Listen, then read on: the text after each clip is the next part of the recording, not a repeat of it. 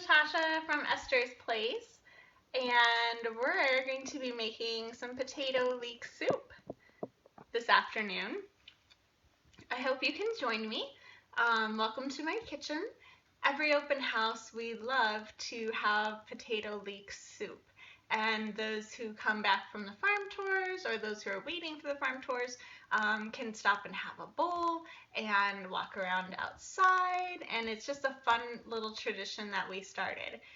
We actually make our potato leek soup in a great big crock pot, and we usually make a couple of batches each day.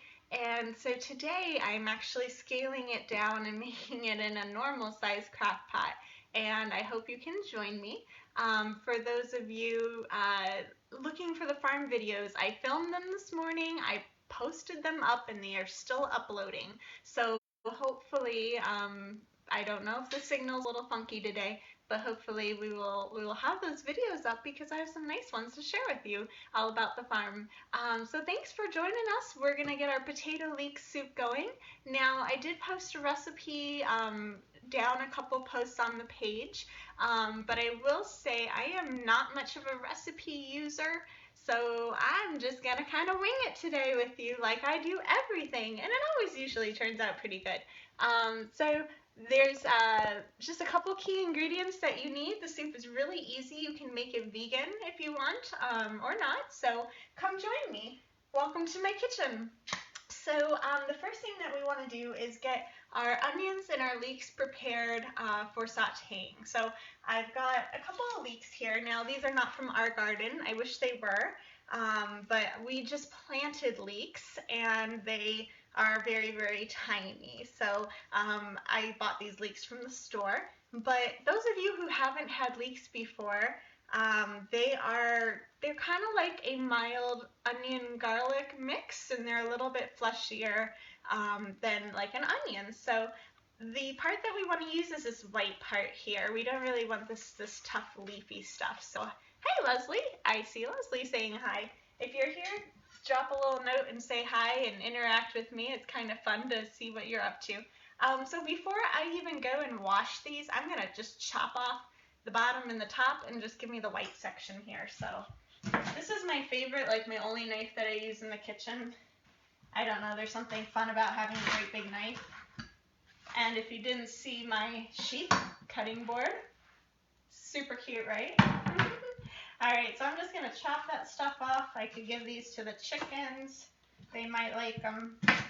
So just whack it off, and then we're going to give them a good wash. And if you're in a hurry, when I do this, I prepare my onions and my leeks like the day before, and I use the food processor. And I just put them in the food processor and give them a good blitz and just, you know, like get them all sliced up, and it's really easy. So what we're looking for is leeks oftentimes have like a lot of dirt stuck in there. So I'm just going to kind of peel it back. Oh yeah, there's some dirt. And just peel it back so it looks pretty clean, and then scrub it down. So we're just using that white section here. And oh, it smells really good. I wish you could smell that. Alright, so just wash them on up. Sometimes it takes a few peels to kind of get that dirt washed out. Leeks are technically supposed to be hilled, and that's how they get the dirt in there. So, oh, Diane says she's watching cooking with me. So I discovered this really fun new show on Netflix that I'm addicted to, called Nadia's Quick Eats or something, Tasty Eats, I don't know. And it's really fun. It's this lovely woman from England, and she cooks a lot like me, where she doesn't really think too hard. She just throws it in there, and they're easy meals, and they're quick, and they're colorful and beautiful, and I really enjoyed it. So Nadia something rather on Netflix. It's been my new relaxing go-to Netflix chill thing that I've been enjoying. Alright, 2 weeks. So like I said, I am not much of a measurer. I kind of just go with the flow. I do things by smell, not really by taste even. So you're gonna be in for a wild ride learning how I cook. But so far, I haven't killed anybody, and my husband doesn't seem to think I'm that bad of a cook. And I think a few of you have probably tasted some of my cooking if you've been out. We have a fun tradition on Fridays that we do soup and stitch, and the second Friday of the month. So I always get to like try a new type of soup, and it's fun because you know, depending on what's in season with the garden, I like to experiment a lot. So all right, so now that we've got those leeks washed up, we're just gonna slice them up, and at the same time I've got my crock pot going. Now this is not an infomercial, but I love my Ninja crock pot, and it's great because it actually can be like a stovetop cooker at the same time it's a crock pot. And that's why I use the big roaster pan when I'm doing the open house, because then I can like chop it up and fry it in there and then simmer it down all day. So right now I've got it heating up on high, and I'm going to add some butter. I've got about half a stick of butter here. And if you want, you can use a vegan alternative. When I usually make it for the open house, I do use a vegan alternative. But we're just going to go ahead and put some butter in there, get that heated up while I'm slicing these little puppies up. So we're just going to take and just slice them. Again, it doesn't have to be super precise. The thing about this soup is that depending on how long you cook it down for, it can actually turn into more of like a creamy soup, you know, like a creamed soup rather than chunky. So a lot of these little pieces will actually just cook down into almost a puree. That's the word I'm looking for, a puree. Sorry, I've been out planting in the field for like 14 hours solid, so I'm a little bit loopy in the brain. Alright, let's see how that butter's doing. Looking good. I'm also a multitasking cooker. Is anybody else a multitasking cooker? My favorite term is, I meant for that to be charbroiled. Because usually I step away for a minute and then all of a sudden I'm in trouble. So, okay, well that looks like a good fair amount of leeks. I would say that's probably like maybe a couple cups of leeks. What do you say? I say a couple cups, right? That looks pretty good. Okay, so we're going to just throw those in there. Let them start sauteing, and I've got that on high. I am a big fan of getting like a really nice caramelization, and you really need that heat to get it to really cook up nice. In the meantime, while that's going, we're going to cut up an onion. Let's start with one onion, see how that looks. And I'm going to cut that onion like in thirds, and then go ahead and peel that off. Does anybody have any good tricks for not crying with onions? I don't know. Sometimes I do, sometimes I don't. So I guess it depends really on the onion maybe and the strength of it. But I've heard people light a candle, wear goggles, I don't know. I figure a little cleansing of the tear ducts is not a bad thing. Alright, so I'm just going to chop these up. And again, if I were saving some time, I could just put these all in the Cuisinart. Or, here's my other dirty little secret. I used to do, oh man, here comes the tears. Oh, okay, breathe through it. Whew. I used to like hand prepare everything for the open house, and I kind of went to doing a couple little shortcuts, and one of them may or may not have been using frozen onions. They're pretty good and they work when you're doing a big batch, so if you're doing it a lot, you can definitely use frozen onions and that would be okay too. Okay, it's starting to smell pretty good in here. I promised my mom when I went over to do her interview for later today that she'd get some soup. So, hi Nora, how are you? And Julie. Hi. We also have a new kitchen facade. We're pretty excited. We got the backsplash and this lovely like taupey lavender color. I'm absolutely in love with it. It's like a grown-up version of like the lavender you liked when you were a little kid. I love it. So the next phase is to get the floor redone and then get cabinet pulls. I was all ready to get cabinet pulls, and then my husband's like, you know, you should wait until you know if you like have enough money, because it's the beginning of COVID and you probably need to like make sure that you're set and before you spend $300 on cabinet pulls. And I was so disappointed, but he was probably right. Okay, so cabinet pulls will be the next thing, and then he's gonna build a special little island for us that will have like seating, so we can, you know, have a nice little seating area. All right, let's see. So in here, my leeks are getting, you know, kind of like caramelized. They've got a little bit of brownness on the bottom. They're starting to get a little bit softer, so we're good there. I can throw those onions in there. So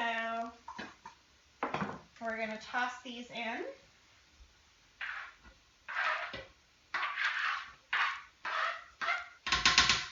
Starting to smell really good. Got my fuel for the day, kombucha. Okay. I need to get a little more caffeine pumped in me. So while that's going, we can prepare the potatoes. So again, that little dirty secret of mine, we're gonna use freezer potatoes.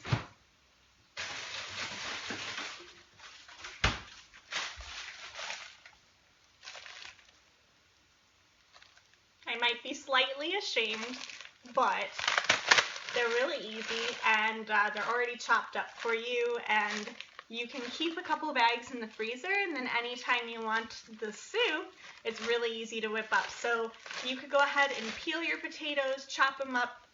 It would be the same equivalent. However, for time's sake, because it's been a busy week with lambs and with planting and everything like that, I'm gonna go ahead and use these potatoes. So a very easy trick, and these are just like, they call them hash browns, but basically they're just like chopped potatoes, so it does all the work for you. And that's one of the things I love on the Nadia's Kitchen that I've been watching on Netflix. She does all these little time-saving hacks, and she's just so non-apologetic for it. She's like, you know what, if this saves you time and you can use that time for better things or spending it with your family, you go do it. Except she says it all cute because she's British. So we're going to use those potatoes. So we've got our onions, we've got our leeks. They're in here cooking, and I want to get them to really like fry up well before I add the potatoes in there, because the potatoes are going to, you know, bring the temperature down and everything like that. Okay, so those just have a couple more minutes. In the meantime, I'm going to talk to you about stock. So it depends on, you know, what you want to use. You could use chicken stock. I have some turkey stock in the freezer. Every Thanksgiving, I take my turkey carcass and then I just put it in a crock pot overnight, and I pour it off, and I put it a Ziploc bag inside of a container, and then I pour my cooled broth inside of that, and I just stick it in the freezer, so I get a block of broth, which is really nice to like add to your soup. And oh, I see Lindsay Underwood is watching. Hey Lindsay, hello to Shabana. And so those are all great things to use. Whatever broth you want is fine. However, if I'm in a pinch, I always keep this stuff on hand. Oops, kind of light here by the window. It's this Orrington's Farm broth base, and I really like it because it's like non-MSG, and it's just a powder. It's magical. Just a powder. And I like their vegan stuff because a lot of times I want to make sure I'm conscientious if people, you know, have food allergies, dairy allergies, things like that, or vegetarian. So the vegan tastes really good, but I feel like I can use it for any soup. So I use this for like all my soup bases. And so that's what I'm going to use. They used to carry it at Jewel, but I haven't seen it there anymore. So Amazon, you know, we're all shopping online these days. So that's a great product to have. So one more time, Orrington Farms, try to show you here, Orrington Farms vegetable base. So that's what I use for my base, or whatever you want to use on hand. But that way you can, you know, have like a creamy soup without having the cream in there. All right, so I think my onions are pretty good. My leeks are looking soft. They're gonna kind of limp, these leeks, but they'll be good.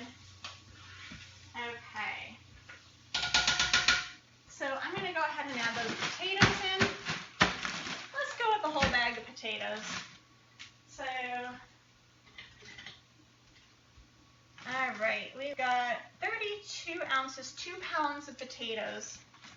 I should know this because I grow potatoes, but I don't know how many, like what a potato weighs per se. I should know that. I should find that out, I suppose. All right, we're going to just throw those in there. So now my crock pot is almost full, and I'm just going to give that a good stir.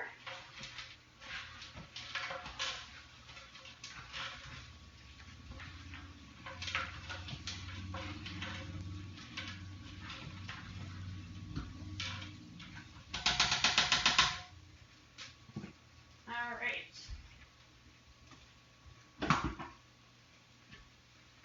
I'm just going to use this blender to mix up my broth because I don't know where a pitcher is at the moment, so, you know, sophisticated tools here.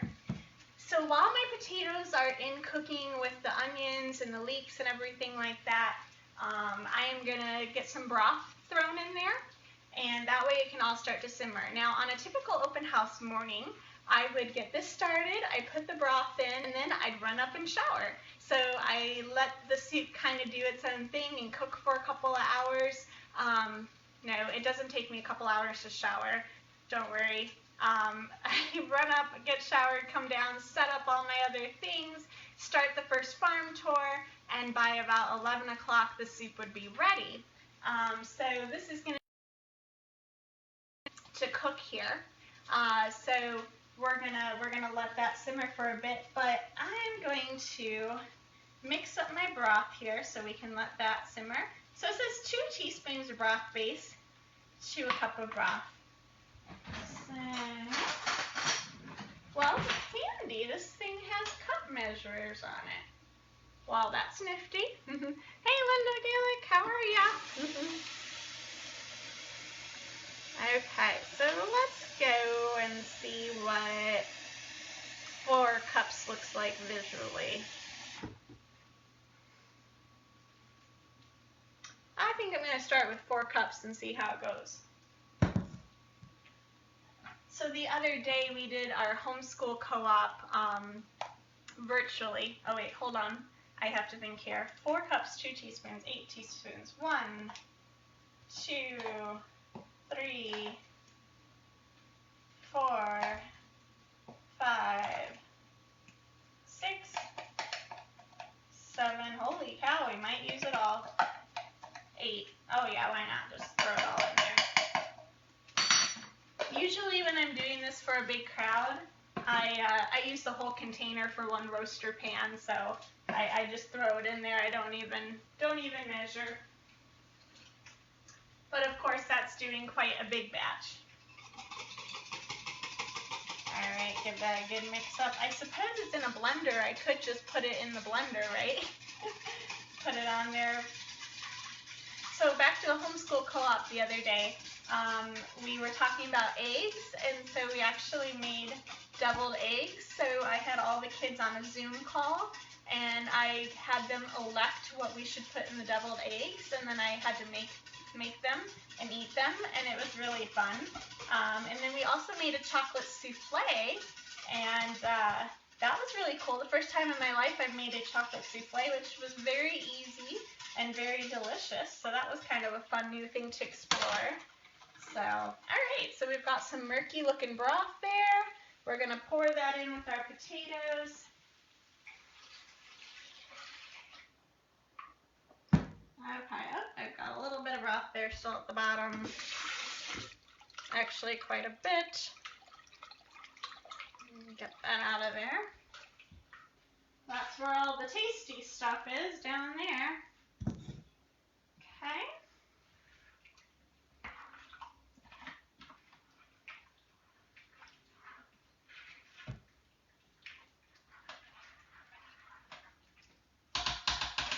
Alright, I'm going to add just a little bit more water. Let's go with a cup more. And then I'm going to bring the camera over and you can see kind of the consistency, and we'll put some spices in there.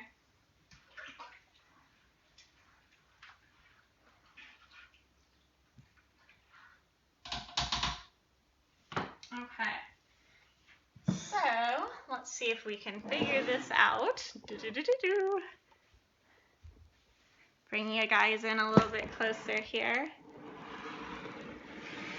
Okay, so there we have so far our soup, and so it's pretty chunky, but you can still see some liquid floating on top. How is that for an accurate measurement?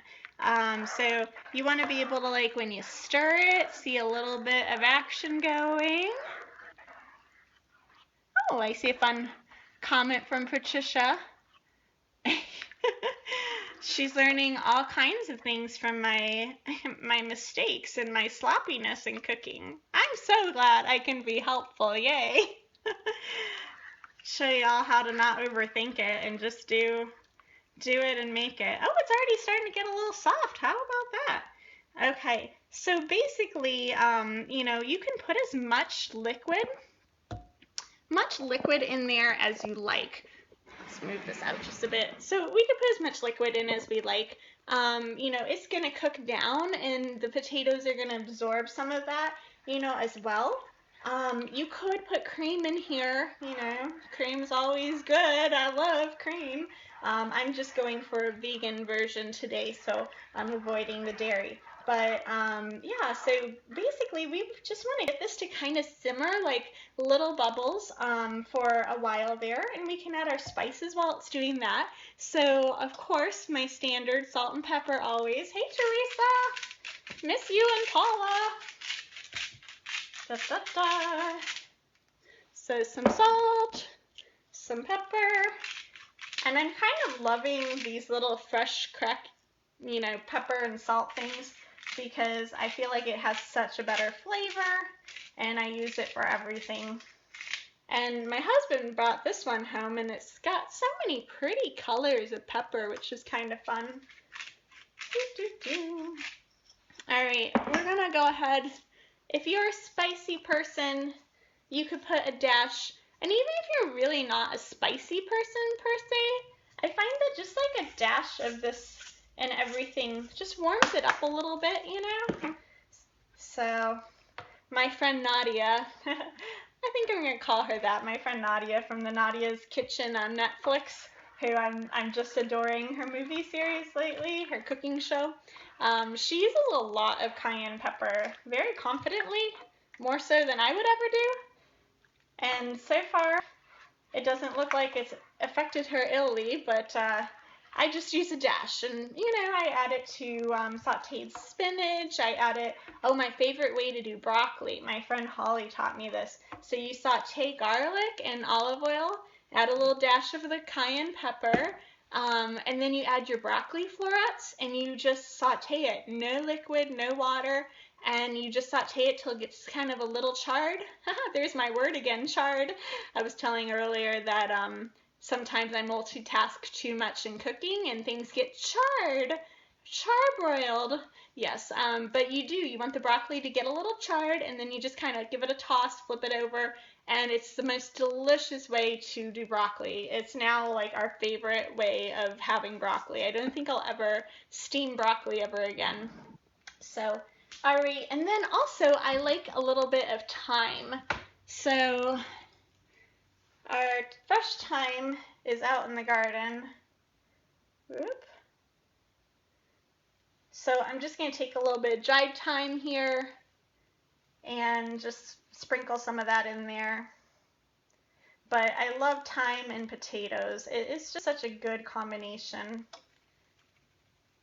And of course, fresh herbs are always going to pack a punch, but we can just use these dried ones as well, and they'll be very tasty. And I got a few sticks in there. Shouldn't have done that. Whoops. All right. So, whoops, Got a little zealous there. I'm going to take a taste test and see how we're doing with that. So really, the magic of this soup is having it cook for a little bit.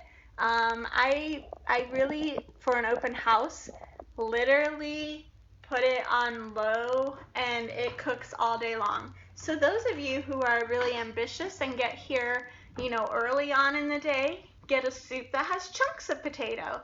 Those of you who are maybe, straggling in a little bit later in the day on the open house will probably get a creamed potato soup, kind of like a puree. So it really just, improves with the cooking. All those flavors can mingle together. So I'm just going to take a little taste test.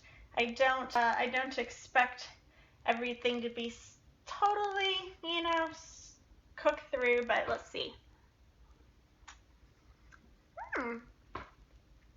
It's getting there. That was really good. I might have to have a little cup of it. So I'm going to just keep that heat turned up so it can simmer a little bit. The potatoes were not quite warm all the way through. And that is one of the advantages of using those freezer potatoes, because they're already kind of cooked. So you don't have to wait for the time to have your real potatoes cook. But certainly you can use whatever you have on hand. Oh, hi, Dawn and Dory. How are you guys? So I'm just going to put that lid on for a little bit and simmer it. Sometimes if I want it to reduce down just a little bit, I'll just, put the lid cattywampus a little bit so that it can, some of that liquid can cook off. Hey, Mary, how are you? So really, we're just going to let that simmer, depending on how much patience you have and how hungry you are. Let that simmer for a little bit and then enjoy it. So thanks for joining me. I hope you've got some good ideas from my little cooking show. If you like this, let me know and we can do this more. It's kind of fun.